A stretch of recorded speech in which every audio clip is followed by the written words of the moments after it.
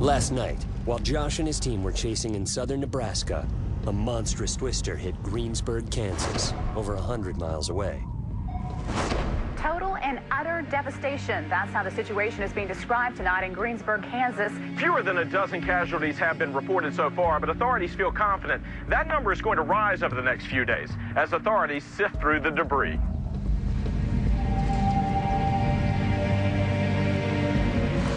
Today, Josh and his team will learn as much as they can about this killer tornado by assessing the damage.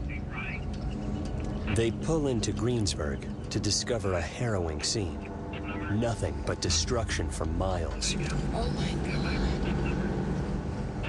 If I had been at the Greensburg tornado, I would have gotten amazing radar data, there's no question. The radar data would have been extremely useful. We would have understood the details in that wind field that wiped out the town.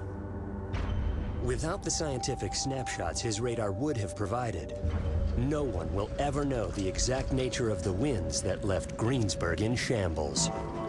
Those areas, I think, got recycled debris. But Josh can estimate the strength of the storm using the enhanced Fujita scale, just like he did in Tulia. So, what do you think about maybe it being worse up here because it's on a hill?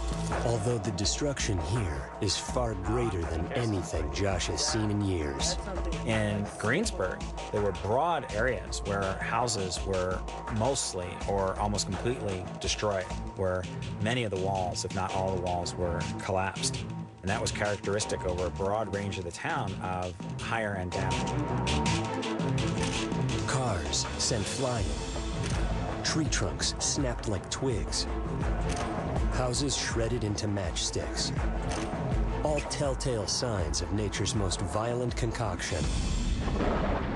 An EF5 tornado.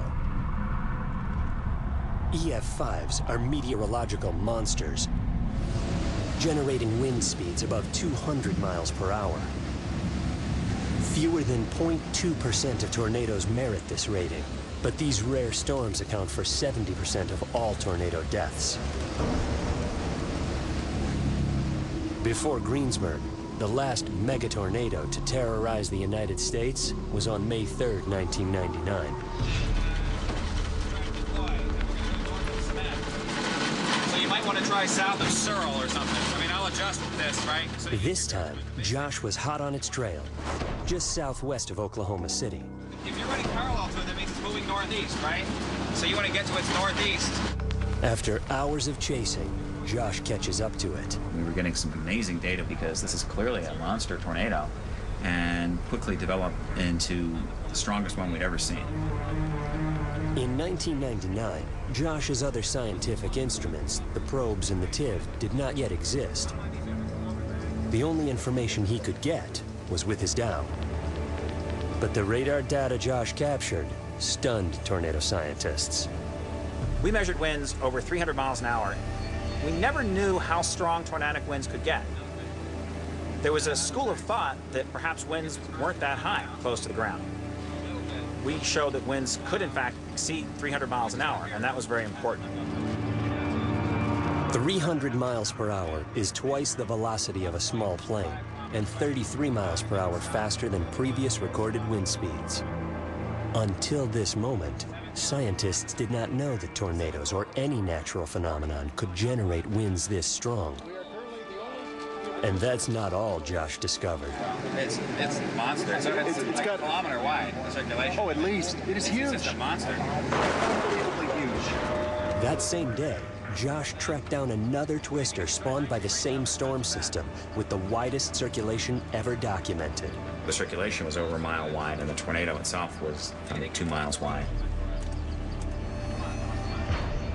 Josh was fortunate to record radar data in the momentous Oklahoma tornado outbreak.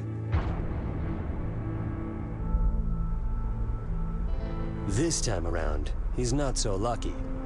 Josh can only gather information about the EF5 that struck Greensburg by analyzing the damage. I have to say, that's not what you would expect, that the worst stuff would be on the west.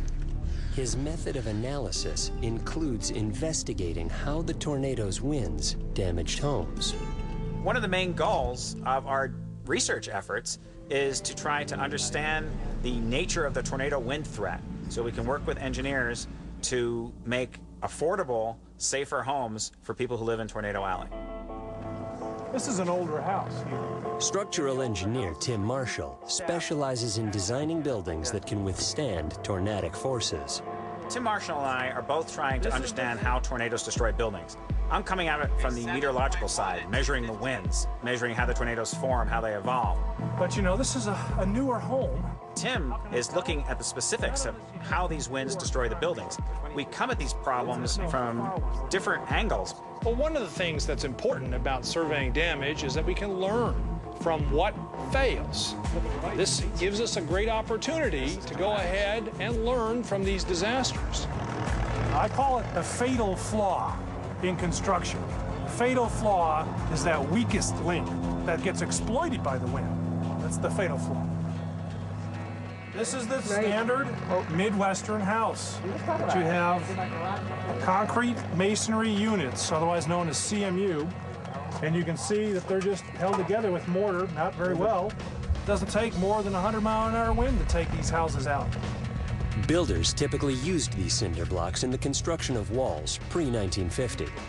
But even contemporary homes leave room for improvement. This is a newer home. The fatal flaw is where your foot is. It's smooth as a baby's bottom there. There's no bolts, nothing to anchor down the sill plate.